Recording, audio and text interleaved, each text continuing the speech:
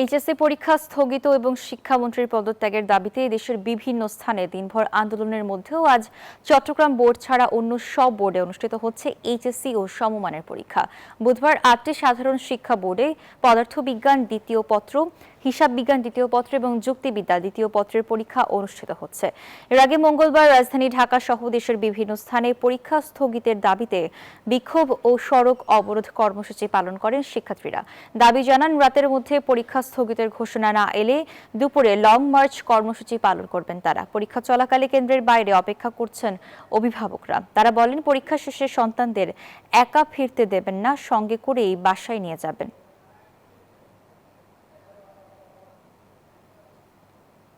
যেই প্রশ্নগুলো আসতেছে ওরা ওইগুলো মাথায় ঢুকাইতে পারতেছে না।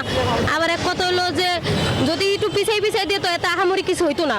সোজাসুজি বলবো যে সে আসলে একটা খামখেয়ালি একটা মানুষ, তার ঘাড়ের রক্তেরা আছে, কারণ সে বাচ্চাদের কথা কিন্তু চিন্তা করে না। কতদিন ব্যস্ত করে রাখা তারপর প্রশ্ন আবার নতুন করে তৈরি করুক, নাহলে যে পরীক্ষা হচ্ছে ওদের ভালো হচ্ছে না পরীক্ষা। এই বিষয়ে আরো জানাতে বরিশাল থেকে যুক্ত হচ্ছেন আমাদের সহকর্মী সাইফুর রহমান মিরন। শিক্ষার্থীরা এখন পর্যন্ত পরীক্ষায় অংশ নিচ্ছে কিনা এবং অভিভাবকরা কি বলছেন এই বিষয়ে বিস্তারিত জানাবেন।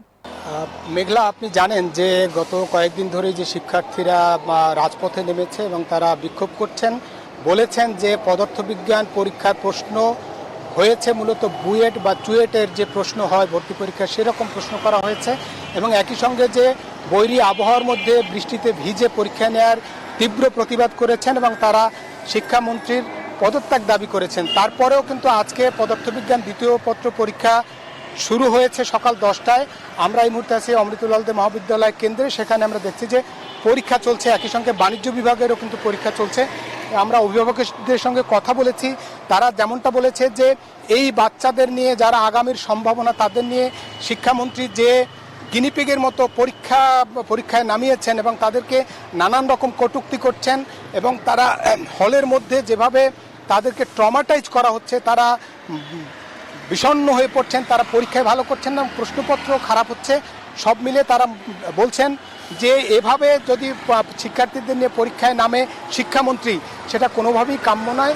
তারা মনে করেন যে পরীক্ষা পদ্ধতি পরিবর্তনের সঙ্গে সঙ্গে বাংলাদেশ প্রেক্ষিতে পরীক্ষা পদ্ধতি পরিবর্তন হওয়া উচিত এবং একই সঙ্গে যদি হঠাৎ করেই এইভাবে প্রশ্নপত্র উল্টোপাল্টা করে, তাহলে কিন্তু শিক্ষার্থীরা যে আগামীর যে সম্ভাবনা, সেই সম্ভাবনা কিন্তু ঝরে পড়বে।